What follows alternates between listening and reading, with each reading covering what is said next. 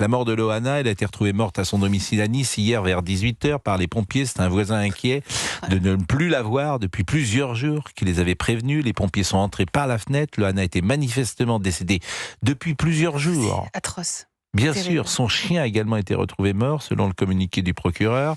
Une plaie à l'arrière du crâne laisse envisager que le décès est peut-être lié à une chute en arrière. Une enquête pour rechercher les causes de la mort a été confiée à la police judiciaire. Le corps a été transporté à l'Institut médico-légal en vue d'une autopsie. La France avait découvert Loana en avril 2001 dans l'émission Love Story. Des anonymes, des jeunes qui ont vécu 10 semaines ensemble, 24 heures sur 24, sous l'œil des caméras. Alors Tony, bonjour d'abord. Bonjour. Et merci d'être avec nous. Alors, Tony est un homme qui est à la fois connu du monde parisien et connu aussi parfois peut-être du grand public désormais, parce que vous intervenez évidemment beaucoup dans nos émissions. Vous êtes ambassadeur du restaurant Laurent, vous êtes une figure de la nuit et vous connaissez... Et j'ai surtout toutes les boîtes de nuit possibles et inimaginables à Paris depuis 1976. Bon, et vous connaissez ce monde. Quand je parle de paradis artificiel, faut être en béton armé pour résister à la gloire, à l'argent, au succès. Faut être très fort. Et certains résistent. Et puis certains se perdent. Vous connaissiez Loana ? Alors Loana, moi je l'ai connue le jour de son triomphe. Et c'est là où c'était incroyable, c'est que dans le loft, ils ne savaient pas ce qui se passait à l'extérieur. Dans le loft, ils étaient des anonymes sous le feu des caméras. Et à l'extérieur, ils étaient devenus des stars.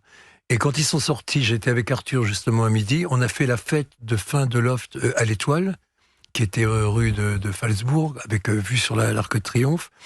Et ils sont arrivés avec les Mercedes, et là, Loana a compris ce qui se passait dans la voiture. Les motards la suivaient avec les caméras, les appareils photos, et quand elle est arrivée à l'Étoile, elle s'est pris un tsunami de célébrités. Il y avait des milliers de personnes à l'extérieur, tout était bloqué, c'est incroyable. Et quand on parle de notoriété, de la préparer, c'était impossible de les préparer. Et c'est là où c'est fou, c'est que maintenant, quand on fait de la télé-réalité, les gens savent qu'il y a les caméras et qu'il y a des gens qui vont regarder. Là, dans le loft, la scène de la piscine en est le bon exemple, ils avaient oublié les caméras. C'était pas exhibitionniste, la piscine. C'était simplement, on vit un moment entre nous et on oublie qu'on nous regarde.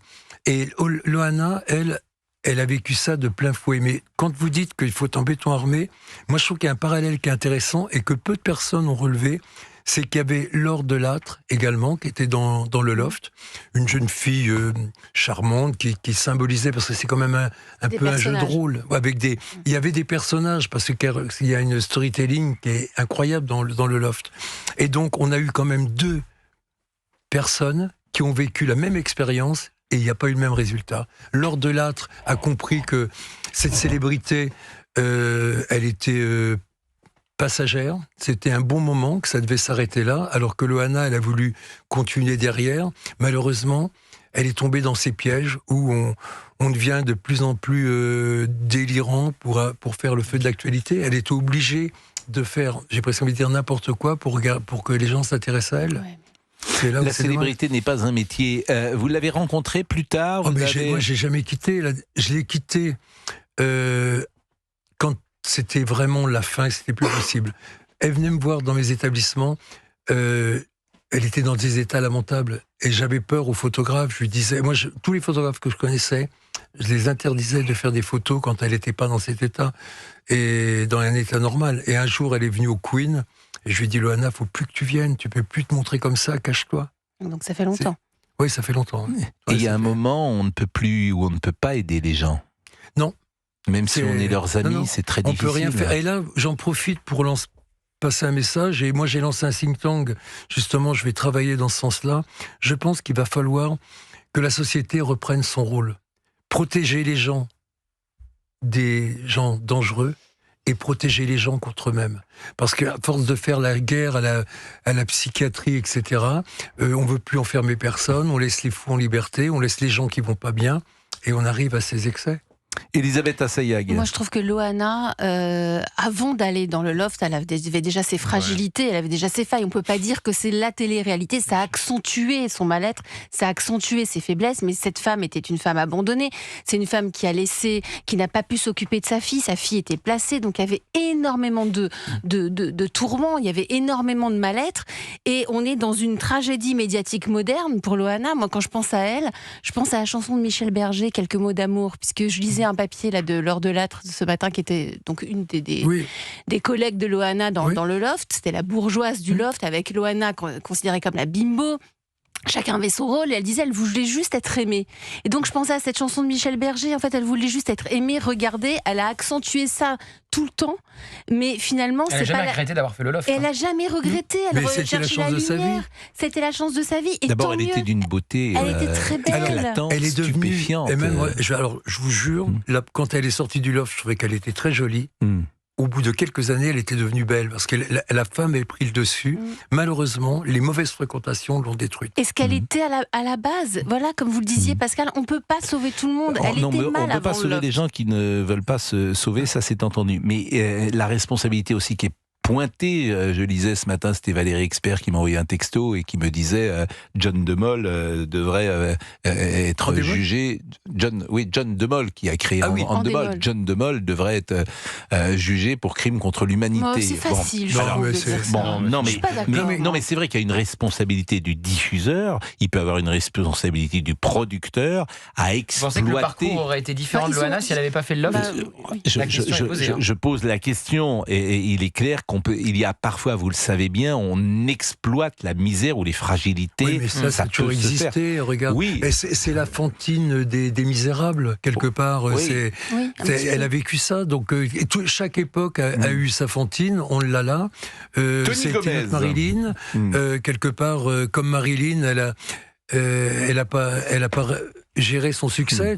Par contre, Brigitte Bardot, moi j'écoutais il y a pas longtemps un interview de retrouvailles 10 ans après leur séparation entre Gainsbourg et Brigitte Bardot. Et là, on comprenait tout. Brigitte, elle a compris que si elle continuait dans ce métier, elle en creverait. C'est ce que je dis souvent, évidemment, à Olivier Guénec. Je lui dis de faire attention, bien sûr, à ce monde la gloire. La gloire. Il est 16h12. Pascal, ça n'arrive qu'au Jambour, rassure-toi. Vous êtes méchant. Retire, Tony. Je retire. Moi, je serais une jeune fille de 25 ou 30 ans, je serais sous le charme. Ah oui, vous en connaissez autour de vous? Des jeunes filles de 25-30 ans, c'est pas ce que je connais le plus, mais je connais pas aujourd'hui. Vous êtes dans votre entourage qui ont 25 et 30 ans, qui ont des amis. Oui, je suis d'accord avec vous, mais je lui ai dit, si il se rapprochait, il serait un gendre très honorable. J'aurais adoré que vous soyez très mon beau-père. honorable. Quel kiff. Vraiment, non, mais. T'aurais bien profité, t'aurais bien profité. Non, mais c'est une belle personne. Et puis, à Noël, mes zouzous viendraient. On dormirait avec Pascal. Le déjeuner du dimanche serait très sympathique. Que dites-vous? Votre déjeuner du dimanche serait très sympathique. Exactement. Très intellectuel. Oui. Non, pas forcément. On se ferait une pétanque, on jouerait au Monopoly, je ne sais pas. Il est 16h13. Ça vend du rêve. C'est très intéressant. Vous savez, ce matin, on a fait une émission sur. On a parlé de Loana, les 25 premières minutes de l'émission, et je disais que je recevais plein de textos. Beaucoup plus que d'habitude? Beaucoup plus que d'habitude. Des gens que nous connaissons qui donnaient. Parce que tout le monde a un avis. Et je m'amusais d'ailleurs avec Richard Millet, qui est d'habitude très silencieux sur notre plateau et trop. Et je lui disais, vous n'avez jamais autant parlé que sur Loana. Et ça l'amusait parce que c'est un sujet. Un sujet de société depuis 2001. Il y a Nicolas Malbeuf qui a écrit Laurent Amar, le meilleur ami de Loana, parle des derniers jours de Loana. Cela fait depuis le mois de décembre qu'elle ne donnait plus de nouvelles. La dernière fois que je l'ai eue, elle m'avait appelé en catastrophe avec le téléphone du kebab en bas de chez elle pour me dire Laurent, ça va très mal. Je n'ai plus de téléphone, je n'ai plus d'argent. Et elle avait oublié de me prévenir que son ancien numéro n'était plus joignable. Donc on ne pouvait plus la joindre. Je suis passé voir Loana avec sa maman il y a une quinzaine de jours et Loana n'ouvrait pas la porte. Il n'y avait que Titi, son chien, qui aboyait. Je suis revenu demander aux boutiques en bas de chez elle s'ils avaient vu Loana. Ils m'ont dit oui, on l'a vu, tout va bien. Elle promène son chien tous les matins, mais apparemment tout n'allait pas bien. C'est un témoignage dans Nice Matin de Laurent Amar, le meilleur ami de Loana. Je trouve qu'il y a quelque chose de triste, bien sûr, Tragique. et de tragique. Écoutez, Benjamin Castaldi, présentateur évidemment historique du Loft, qui était hier soir sur W9.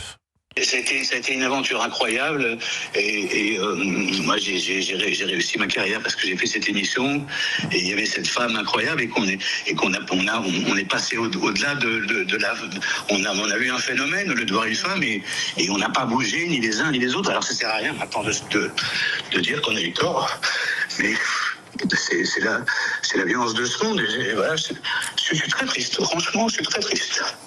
Je vous le dis, je parlais qu'à toi, Cyril, parce que j'ai eu plein de demandes.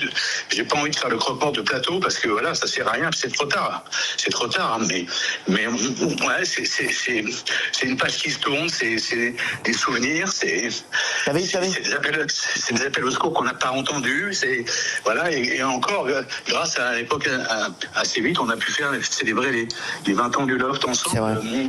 Voilà, mais bon, ça sert à rien de pleurer maintenant, mais voilà, moi je me sens pas responsable parce qu'on n'est pas responsable, mais je sais pas comment expliquer. C'est tragique. Benjamin Castaldi hier soir avec Cyril Hanouna et qui a présenté cette émission. Alors il y a une histoire également pour cette émission, c'est-à-dire que a priori il y avait un accord entre TF1 et M6 de ne pas diffuser une émission de télé-réalité. Et c'était un accord tacite. C'était un accord tacite. Et puis manifestement Nicolas de Taverneau est passé outre cet accord tacite, ce qui a rendu les gens de TF1 fous furieux. Il faut voir la série culte qui explique tout ça, qui montre tout ça très bien sur Prime Video. Si vous voulez voir les coulisses de la série, donc du Loft, du lancement du Loft, et effectivement le coup de Trafalgar d'M6 à TF1, ils avaient topé, mais il n'y avait aucun document écrit. Vous regardez Culte sur Prime Video. Je connaissais pas ça. C'est passionnant. Passionnant. L'actrice qui joue Alexia Laroche-Joubert est hallucinante. Mais justement, Alexia Laroche-Joubert dit qu'il y a des imprécisions sur le déroulé des faits. C'est elle qui a participé à l'écriture du scénario. Et il y a l'actrice qui joue Loana qui est tout aussi saisissante. Et c'est une très bonne série. C'est une fiction, c'est pas un documentaire. Mais moi, je l'ai vécu au quotidien. Tony Gomez. Parce que j'avais Moujotte et Lelay qui venaient toujours manger à l'Étoile. Et ce qui est fou, c'est que Laure Delattre, qui était cliente, c'est comme ça que je suis rentré dans le Loft par les coulisses, a souhaité que ces images où on la tournait avant de rentrer dans le Loft soient tournées à l'Étoile. Donc la production m'a appelé. Et ils m'ont dit, est-ce qu'on peut organiser quelque chose ? Et là, j'ai dit avec plaisir. Donc j'ai organisé un dîner autour de Laure Delattre avec ses copines. J'ai fait un dîner somptueux, les paillettes et compagnie. Et ça avait été filmé. Et à cause de ça, dans le Loft, le premier qui s'est fait virer, quand on lui a dit, comme au loto, qu'est-ce qui vous ferait plaisir ? Il dit, j'aimerais bien aller à l'Étoile. Et à partir de ça, dès que quelqu'un sortait du Loft, on l'amenait directement à l'Étoile. Et donc il filmait ça parce qu'il y avait le making of, les ambiances et tout. Et Lelay et Moujotte me faisaient des scènes, me disaient t'es un traître, tu peux pas. Ils n'ont pas digéré ça. J'ai refusé toutes les autres émissions, Pascal. Non, mais ce qui est vrai, c'est que ça a été à l'époque les primes devaient faire 9 millions. Et puis il y avait l'Access aussi. Il y avait les émissions avant, tous les soirs en quotidienne. Voilà, la quotidienne faisait 5 peut-être, mais les primes allaient jusqu'à 9. Jusqu'à 9 millions le jour de la finale. Le jour de la finale. Lorsque vous parliez des Champs-Élysées, de la remontée. Alors, elle n'a pas remonté les Champs-Élysées parce que c'est là où c'est une escroquerie. Elle arrivait de la Plaine et elle remontait l'avenue de la Grande Armée. Vous avez raison. C'est l'avenue de la Grande Armée. Voilà. Et certains ont comparé ça, alors c'était excessif bien sûr, avec la finale de. Non, avec la finale de la Coupe du Monde qui avait eu lieu en 98. Oui, mais il n'y avait pas autant de monde autour de Chirac. Parce qu'en 98, il y avait beaucoup de monde et là, il y avait beaucoup de monde. Ils allaient à l'Étoile. Voilà. Et ils allaient effectivement à l'Étoile. Et moi, je me souviens, je regardais ça en direct parce qu'il y avait une addiction. Il y avait des milliers de personnes. Il n'y avait pas de voiture volée. Pas la finale de la Coupe du Monde. Il y avait, ce qui est drôle, je vais vous dire, ce qui est drôle, c'est que moi je travaillais à TF1 à l'époque. Bon, j'étais pas un ado, mais ce programme a produit une addiction. C'est-à-dire qu'on s'appelait en disant mais tu regardes, oui je regarde, c'est idiot. Qui va sortir, qui va rester. C'est idiot de regarder. D'ailleurs on n'a pas regardé Loft 2. C'était un fusil à un coup, si j'ose dire. Le Loft 2 n'a pas du tout marché. Ça a donné Koh-Lanta parce que TF1 a voulu répondre. C'est pas pareil. Secret Story, c'était la suite, c'était Benjamin Castaldi. Oui, mais ça a moins bien marché aussi. C'était une première. Ça a tenu. Secret Story, ça a très bien marché. Les premiers Secret Story, c'est totalement ma génération. Et ce qui est intéressant, c'est que évidemment vous avez des gens, Star Academy, c'est pareil, qui passent passe de l'anonymat le plus complet à la célébrité. Voilà, et donc Star Academy, c'est un concours de chant, mais vous les suivez 24 heures sur 24. Et donc c'est très violent, effectivement, de passer de l'anonymat à la célébrité en quelques secondes, mais tout le monde n'a pas réagi de la même manière à cela. Donc c'est là où on voit que Loana, il y avait des fragilités qui préexistaient au loft, évidemment. Vous avez tellement raison. Vous avez tellement raison. C'est-à-dire qu'effectivement, son histoire personnelle, elle n'était pas formatée. C'est pour ça que la responsabilité parfois des diffuseurs et même des producteurs est en jeu. C'est-à-dire qu'il faut être en béton armé. Après, je pense qu'ils se sont améliorés sur le suivi quand vous sortez de l'enfermement. Je pense que ça a bien changé. Mais Elisabeth Assayag et après la pause. Et puis le loft, c'était 24 heures sur 24. Après la première saison, ils ont dit on va quand même leur laisser 1 heure sans être filmé parce que c'était un peu trop d'être filmé en continu. Et attention, en 2001, avec la scène de la piscine, il n'y a pas de réseaux sociaux. On n'est pas comme aujourd'hui. C'est-à-dire que des Loana aujourd'hui, il y en a en puissance. Sauf que avec les réseaux sociaux, elles sont peut-être un peu plus diluées. Et aujourd'hui, c'est encore plus violent quand tu es enfermé, par exemple, au château de la Star Academy avec les réseaux sociaux, parce que tu te prends de la haine en permanence que tu découvres en sortant. Oui, mais la Star Academy, tu produis quelque chose. La Star Academy, on est dans quelque chose de créatif, dans un processus un peu créatif. Là, Love Story, on était dans le voyeurisme de A à Z. Elisabeth a raison, c'est-à-dire que c'est pas tout à fait la même chose, la Star Academy, parce qu'il y a une finalité de chanson, c'est une télé-réalité sans doute, mais il y a un objectif, et puis c'est agréable d'écouter ces jeunes gens chanter, parce que là, on les regardait vivre comme des voyeurs. Alors je salue Fabrice Lafitte. Bonjour, et Fabrice me disait, rappelait... à l'époque, je m'étais abonné, puisque via le satellite TPS, qui n'existe plus aujourd'hui, on pouvait suivre leurs aventures 23 heures sur 24, via 70 francs à l'époque. Et vous aviez payé? Oui, j'avais payé, oui, pour les suivre 23 heures sur 24. Non, alors je regardais pas, mais très souvent. Très souvent. Excusez-moi, ça existe encore, la Star Academy. Si vous voulez les suivre 24 heures sur 24 ou 23 heures, 22 heures, faut payer sur TF1+, et vous pouvez les suivre dans le château toute la journée. Bon, je m'aperçois en tout cas que le débat vit et que chacun a envie justement d'y participer, de dire quelque chose. Je demandais peut-être à Laurent Tessier, il a une super anecdote, Laurent. Comme Valérie, expert, persiste et signe, elle m'a envoyé de nouveau un petit texto pour me dire je persiste et je signe. John de Mol, la télé-réalité a changé la télévision et la société. On peut peut-être l'appeler Valérie, même si elle est sur une télévision et même une radio concurrente. Ah bon? Vous ne voulez pas l'appeler? Ça existe? Si, on peut l'appeler. On peut l'appeler, elle veut traduire. Écoutez, je traduirai John de Mol au tribunal de La Haye. C'est crime contre l'humanité. Elle est un peu excessive. Dans ce cas-là, on euphémise ce qu'est un crime contre l'humanité. Mais voilà. Il ne faut pas le prendre au premier degré. Je persiste et signe. Oui, mais il y a une part de second degré. Si vous y mettez aussi, si le premier degré, si le second degré devient le premier... Non, mais j'étais au deuxième degré. Moi, je mettrais plutôt ses parents, Loana, que John de Mol. Moi, je m'adresserai à ses parents qui l'ont laissé dans la nature. Mais c'est pas de la faute de John de Mol. Écoutez, moi je suis très indulgent là-dessus, parce qu'il y a des gens qui sont tout simplement démunis. C'est-à-dire que tout le monde ne peut pas, hélas, élever des enfants et même avoir des enfants. Et que c'est, en même temps, c'est la vie. Voilà, et puis il y a des enfants qui naissent, ils ont été particulièrement mal élevés, et puis ils sont résilients, ils n'ont pas été élevés du tout d'ailleurs, et puis ils deviennent des résilients, et puis ils deviennent des parcours tout à fait exceptionnels. Donc c'est le grand mystère de la vie. Il est 16h20.